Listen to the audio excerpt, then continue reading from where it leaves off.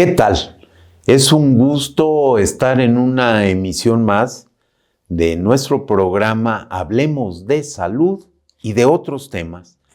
Y en esta oportunidad estar con una colega, amiga y gran mexicana, con Beatriz Pajes, a quien Mi saludo querido Pepe. con un enorme gusto, Oye, un privilegio. amigos sobre todo, y esto de lo colega, pues entonces me encanta. Yo digo que nada más soy doctora, pero del corazón. Sí, pero de todas maneras, colega de causas, de convicciones, de intereses en la lucha por México. Exacto. ¿No? Y en este programa que producimos en nombre de un colectivo al que pertenecemos Beatriz y yo, por cierto, el colectivo Unidos por la Salud de los Mexicanos, vamos a platicar el día de hoy de un tema fundamental. Siempre la comunicación ha sido importantísima, pues el ser humano vive de buena parte, se ha desarrollado, ha evolucionado por este tema de la comunicación. Y hoy vamos a hablar de salud y comunicación, y es un privilegio tener a un gran personaje de la política, periodista, mexicana extraordinaria, egresada de la licenciatura en Ciencias de la Comunicación por la Universidad de Anáhuac, institución en la que, por cierto, también ha impartido cátedra, como lo hace casi todos los días en la vida cotidiana, porque es una maestra. Ha desarrollado ella una amplia trayectoria como conductora y comentarista política en medios de radio, de televisión. Ha tenido presencia en los medios escritos, muy relevante, pero también en los medios audiovisuales, en Radio Fórmula, en MBS, en Canal 11, en Televisa, en Milenio TV. Y, por supuesto, ha entrevistado a personalidades de relevancia internacional. Ella debería estar de este lado haciendo la entrevista. Y no yo, que soy un amateur. No, ahora tú eres el periodista y yo soy el médico, ¿no? Bueno, está bien, así es la vida. Y bueno, ella ha desempeñado cargos de representación popular, ha estado en la Cámara, por ejemplo, y ha tenido una gran relación porque tiene pedigrí. Viene de un gran personaje de los medios de comunicación, de un personaje inolvidable de don José Pagés Yergo, y ella es ahora quien le ha dado continuidad a Siempre, una revista. ¿Cuántos años tiene? 72 años. 72 años, y en los últimos, ¿cuántos, Beatriz, tú la has dirigido? Pues ya llevo como 35 años en esto. O sea, pronto superarás Pronto superaré a don José Pagés Yergo.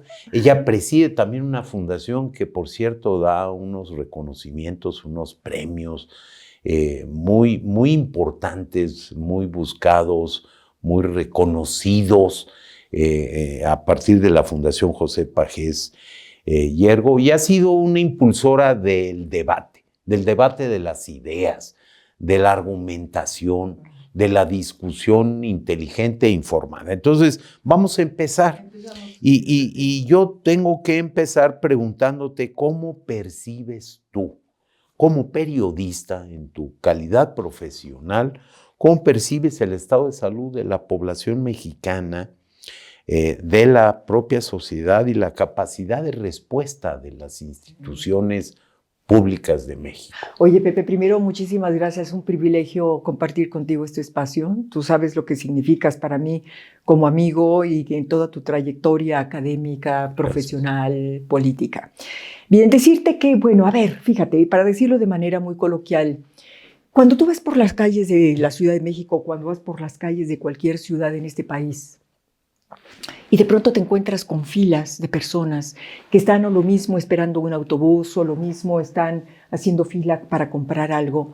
Encuentras que si hay 50 personas formadas, de esas 50 personas, cuando menos 48 o 45 están en estado de obesidad. Y luego revisas las estadísticas, y las estadísticas te dicen que México es uno de los países con mayor incidencia de obesidad. Y luego también te dicen estas estadísticas que los niños mexicanos son los que más obesos son en el mundo. Entonces, esto te explica de alguna manera también las altas tasas de mortalidad que hay por causa de infarto, por causa de diabetes y por la causa de la obesidad misma. Entonces dices, algo no se está haciendo bien correctamente. No lo está haciendo bien el gobierno, no lo están haciendo bien las instituciones y no lo estamos haciendo bien la sociedad. Y te preguntas, bueno, ¿cómo es posible que otros países supuestamente menos desarrollados, como puede ser a lo mejor un Uruguay, lo que puede ser una Cuba, por ejemplo, o lo que pueden ser otros países del hemisferio, tengan tasas de esperanzas de vida mayores a las mexicanas? ¿Cómo es posible que Cuba nos supere en esperanza de vida cuando vamos, la lógica no te llevaría a entender eso? ¿Cómo es posible que en Uruguay o en Argentina los infantes, la población infantil tenga también más esperanza de vida y tenga más protección? Bueno, al final del día piensas y piensas, investigas y ya sabes que hay una causa estructural. Y es que cuando menos, en los 2 últimos sexenios se ha invertido lo mínimo en salud. Creo que estamos en una ronda de 2 o 3% en Producto Interno Bruto. Entonces, esto te explica el desmantelamiento del sistema de salud, el que no puedas tener medicamentos, el que no puedas hospedarte a tiempo y en forma en un hospital público. Y vamos, es decir, es una sociedad mexicana que sufre no solamente como producto de esta pobreza en el sistema de salud, sino pues por supuesto en su calidad de vida, ¿no? Y en su esperanza de vida. Pues efectivamente, y eres muy clara y precisa al describir lo que nos está sucediendo, tanto en el antecedente, por ejemplo, la obesidad y el sobrepeso, sí, como en las consecuencias, la enfermedad, incluso la muerte, ¿no? Entre las principales causas de muerte, tú citaste 2 de las primeras, las 2 primeras, los problemas del corazón, las enfermedades del corazón y la diabetes mellitus. Ahora, siempre decimos, Beatriz, que es mejor prevenir que curar. El dicho es prevenir y no lamentar. No lamentar la enfermedad, no lamentar la muerte, el deceso. Todos vamos a tener que pasar por esa etapa del ciclo de la vida, pero hay muertes que son evitables y por desgracia vimos, por ejemplo, en el caso de la pandemia, cientos de miles, no algunas, cientos de miles de muertes que fueron realmente innecesarias. Pero en tu experiencia, en esta gran experiencia que tienes como periodista y como profesional de los medios de comunicación, ¿qué papel juegan los medios en la promoción de la salud, en la prevención de la enfermedad? ¿Hay algún papel para los medios? Totalmente, Pepe. Me parece que sobre todo en esta época que estamos en un siglo absolutamente mediático, donde son un vehículo sensacional los medios de comunicación, las redes, para tener otro tipo de sociedad. Yo te diría que sí, debería de haber una alianza y un matrimonio permanente entre medios de comunicación y todo lo que puede implementar el gobierno y las distintas instituciones para mejorar la salud de los mexicanos. Y por supuesto las escuelas, ¿no? Es decir, me parece que la escuela, el sistema escolar educativo juega un papel relevantísimo, que antes, yo no sé, en nuestra infancia creo que jugaba mejor el papel de la escuela que actualmente. Y mira, tú dices qué importancia tienen los medios de comunicación en el tema de la salud. Yo te diría que un individuo bien informado en materia de prevención de salud, sobre las consecuencias que puede acarrear una epidemia, una pandemia, es un individuo informado, tiene una puerta a la vida, puede de alguna manera tener garantizada su salud. La diferencia es que un individuo ignorante puede tener más riesgo de morir que un individuo que está informado. Y eso efectivamente, como tú lo señalabas, el tema de la pandemia es un claro ejemplo. Mucha gente murió, esos casi 1 millón de mexicanos que murieron en exceso producto de la pandemia, pues fueron resultado precisamente de una equivocada falta, vacío de información por parte de las autoridades. Y no solamente del vacío, sino de que en lugar de darnos documentación científica o información basada en datos científicos para, oye, ponte una mascarilla, oye, no te vayas a un lugar cerrado para que no te contagies, resulta que decía que tenías que ocupar un escapulario o una medallita santificada. Entonces, no, Pepe, yo creo que hoy más que nunca los medios son determinantes para la prevención. Y déjame decirte, y qué bueno que señalas el tema de la escuela, porque en la escuela también tenemos que, vaya, en nuestro colectivo nos interesa muchísimo y por eso estamos haciendo este esfuerzo de producir estos programas, estas entrevistas, estas cápsulas, para poder ayudar a que se entienda, que se mejore la cultura de la salud en nuestra población, a que se le dé lugar a la prevención y, por supuesto, y lo dices muy claramente, los medios de comunicación, las redes, las televisoras, las cadenas de radio, la prensa escrita, la difusión, tiene que jugar un papel.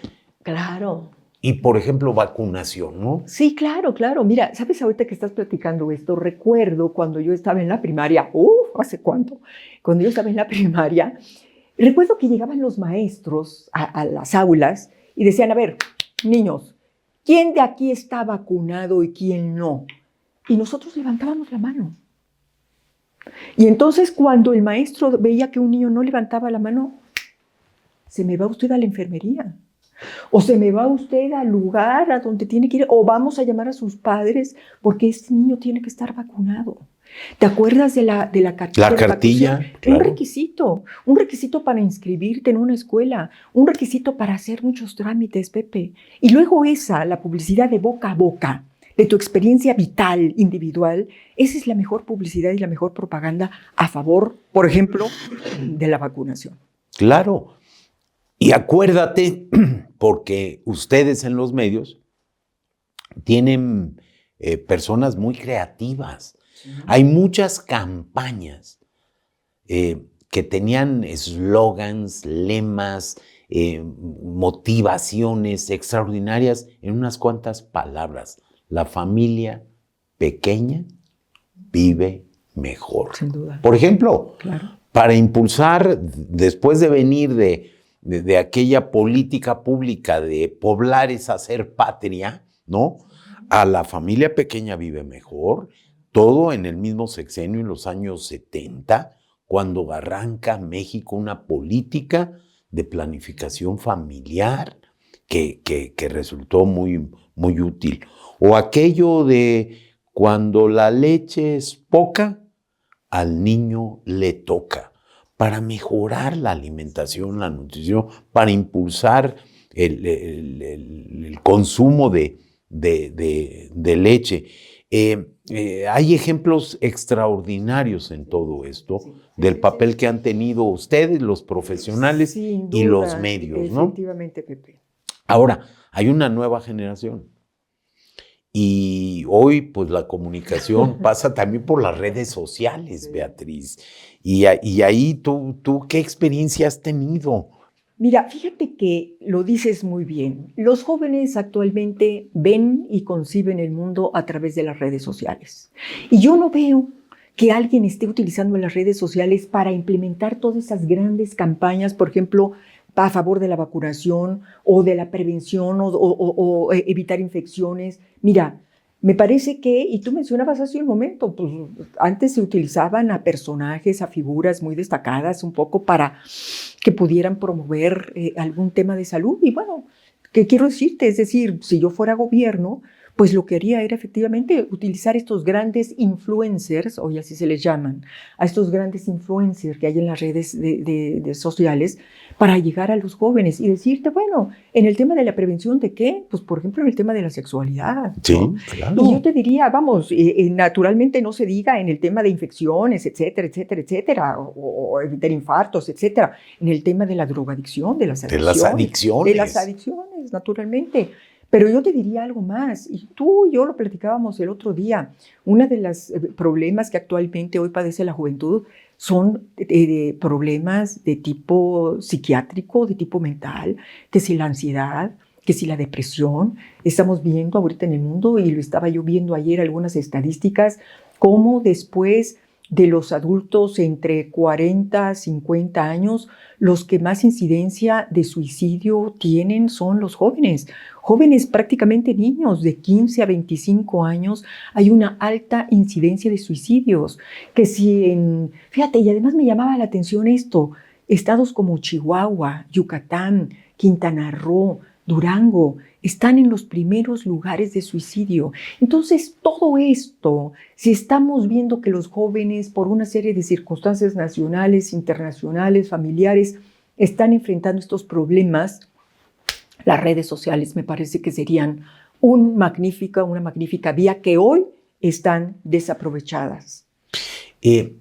Tienes toda la razón, y qué bueno que tocas el tema de la salud mental, porque efectivamente, una de las expresiones más duras es cuando por problemas en tu salud mental te dañas tú mismo o dañas a otras personas, claro, ¿no? Claro. Y hemos estado acostumbrándonos a normalizar muchas cosas que son terribles: la violencia, la inseguridad, el desapego al Estado de Derecho, e incluso déjame decirte algo que nos tocó, y no es por pensar que todo lo de antes era mejor que lo de ahora, porque no necesariamente es el caso, ¿no? Pero esta educación cívica, saludarte en una gran ciudad como esta ya es poco frecuente, ya son caras largas, ya es poner distancia, y sí tenemos que cambiar, y sí tenemos que convivir, y sí tenemos que comunicarnos, Claro, Beatriz. Claro, Pepe. Yo creo que hay un deterioro cultural, social muy delicado.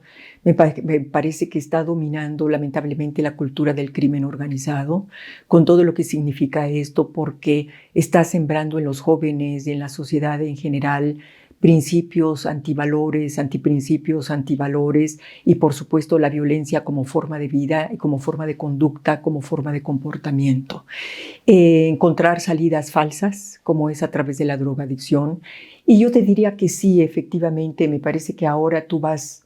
Los mexicanos éramos, me parece, y eso sin pretender decir esto en una apología, pero los mexicanos éramos tradicionalmente generosos y éramos tradicionalmente amables. Y hoy vas por la calle y tratas a las personas y ves en la mirada y ves en el trato no solamente violencia, ves resentimiento, ves malos tratos. Pero ¿qué te puedes esperar cuando alguien te dice que no me vengan con que la ley es la ley? ¿Qué puedes esperar cuando la autoridad no le da importancia a la legalidad, al derecho, al civismo? Y cuando desde arriba quienes deben de ser ejemplos van destruyendo toda la civilidad social. Entonces, bueno, pues un poco eso lo explica, ¿no? Sí, ahí está parte de la explicación, y también tiene que estar parte de la solución, porque la verdad es que sí requerimos tener un comportamiento personal distinto, un comportamiento colectivo diferente y mucho mejor, pero tienes toda la razón. La autoridad tiene que poner el ejemplo, y tiene que ser un ejemplo favorable, positivo, no el antiejemplo, ¿no? Como estamos viendo con toda pena y dolor, lo digo, pero exacerbada la corrupción, exacerbada la impunidad, en los más altos, en los más altos esferas, ¿no? Y eso no es lo que queremos. Ahora, sí se puede desde los medios, es pregunta, ¿es posible desde los medios orientar un poco un comportamiento más pertinente, más ético, más solidario. ¿Es posible estimular desde los medios masivos de comunicación? Por supuesto. Mira, y esta ha sido, en lo personal, ha sido una lucha como profesional de los medios de comunicación, y se ha tratado de hacer entender esto a distintos gobiernos, Pepe, pero me parece que no lo han entendido. Porque bueno, ahora nos hablan que de la transformación, ¿no? Pero mira, los medios de comunicación necesitan evolucionar, pero para eso tú como autoridad necesitas sentarte con los medios de comunicación y con los distintos actores que tienen que tomar decisiones en este sentido para poder mejorar los contenidos en los medios de comunicación. Y esto no significa y nada tiene que ver con coartar la libertad de expresión, nada. Lo que tiene que ver más bien con poder convertir a los medios de comunicación en los principales vehículos de esta nueva cultura civilizatoria que necesitamos construir. Digo, ahora tú ves, volvamos a las redes, Pepe. Las redes están llenas de violencia. Pero además quiero decirte que promovidas muchas veces desde los mismos gobiernos, desde las mismas autoridades que utilizan las redes con estos famosos ejércitos de bots para combatir a sus adversarios desde estos vehículos de comunicación. Entonces, sí, por supuesto que se puede. Y yo te decía hace un momento, y puedes utilizar a los medios en la construcción de esta nueva cultura de salud que necesitamos, naturalmente. Pero si no hay voluntad política, tú como exsecretario de Salud, ¿sabes qué estoy acordándome? Tú cuando fuiste secretario de Salud, a ti te preocupó mucho un tema que tú lo definiste como una epidemia, la epidemia de los embarazos infantiles, de los embarazos de las niñas, de las niñas. Y bueno, pues yo ahora lo que no veo por ningún lado es una campaña destinada a eso. ¿Cuál es el problema del embarazo infantil? Pues tú lo sabes mucho mejor que yo, pero yo te hablo nada más de uno. Por ejemplo, a lo mejor no se está dando en este momento la educación sexual necesaria, la información sexual necesaria, ¿verdad? Adecuada. Pero, caray, dices, ¿cómo es posible este abandono y este vacío en un tema que destroza la vida de una niña? Su futuro lo destroza. Pero ya. De la familia. De la familia, ¿no? Misma. Y no se está haciendo nada. Y no, hacemos realmente muy poco y es una cosa de vergüenza, porque a mí sí me parece que el tener, mira, la estadística más o menos es así. Cada una de las 24 horas del día, nace un niño o una niña de una madre niña de 14, 13, 12, 11 o 10 años. 10 años, que son productos de la violencia que se ejerce sobre las pequeñas, claro. Sin duda, en la casa, para empezar, en la casa. Entonces, sí tienes toda la razón. Ahora, déjame cambiarle un poco al asunto, porque ocurren otras que son las de, se nos de mueve verdad. El escenario. Se nos mueve el escenario. A ver, tú has sido, me consta, y admiro enormemente esa capacidad, una defensora a ultranza, valiente, decidida, determinada, de la libertad de expresión, de la libertad de prensa. Tú eres un ejemplo, sin duda alguna. Se puede o no estar de acuerdo con tu argumentación, pero nadie en su sano juicio podría acusarte de que no has sido una promotora, impulsora, defensora, pero completa de esa libertad de prensa. ¿Por qué es importante la libertad de prensa? Digo, como hablamos de salud y de otros temas, pero claro, pues también... No, mira, la libertad en todos los sentidos es fundamental. Déjame regresar un poco a lo que estábamos hablando de las niñas, de los embarazos infantiles, porque también tiene que ver esto mucho, porque la libertad de expresión también tiene que ver con el acceso a la información. Es decir, si tú como individuo tienes acceso a la información, serás un individuo también mucho más libre y mucho más informado. Pero déjame subrayar esto. tú dabas unas cifras dramáticas en el tema de los embarazos infantiles. Quiero decirte que ayer o antier estaba yo leyendo un reportaje en el periódico español El País, donde se habla de cómo se ha incrementado nada más en la Ciudad de México el abandono de bebés, el abandono de recién nacidos.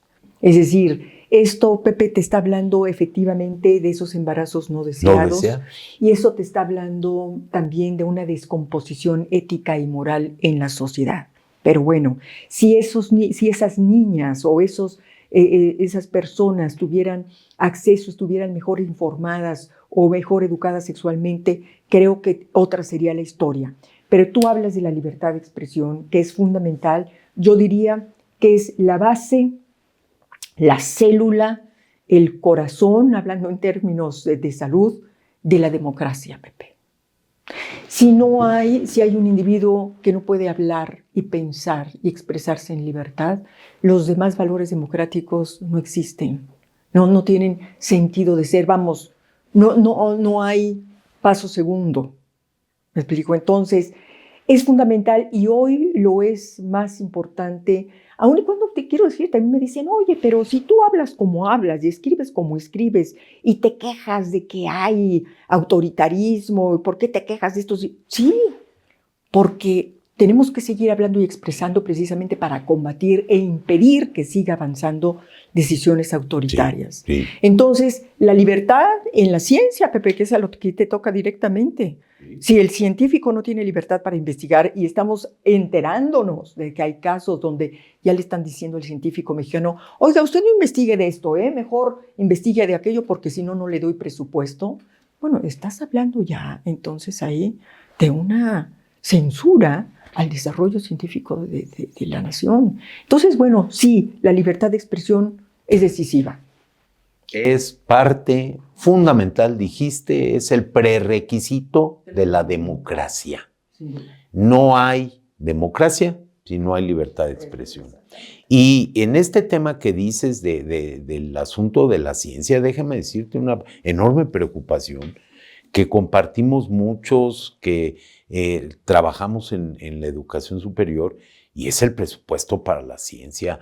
México no invierte, pero para nada lo que debería invertir en materia de apoyo a la investigación científica y con libertad.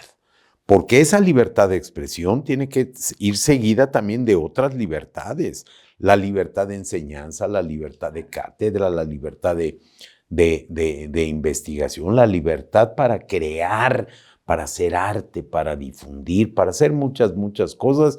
Y a veces siento que es parte de lo que tenemos nosotros que prohijar. Bueno, se nos ha terminado casi el tema, pero a mí me encantaría que nos dieras en un minuto o dos un mensaje final, querida Beatriz. Bueno, mira, tú en esta serie de preguntas que nos estábamos haciendo, Pepe, creo que por ahí había la preocupación de, bueno, ¿cómo lograr que una campaña a favor de la vacunación o a favor de algún tema de salud sea efectiva?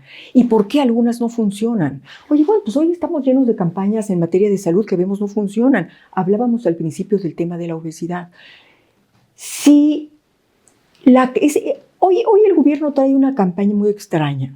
Por ejemplo, si tú te metes a un supermercado, todos los productos, bueno, no sé si tú vayas al supermercado, pero cada semana. Bueno, todos los productos, prácticamente todos los productos tienen un sello. ¿Tienen sellos? Tienen varios sellos. Sí. Es decir, si nosotros obedeciéramos eso, pues nos quedaríamos, mejor no vamos al súper porque no hay nada que comprar.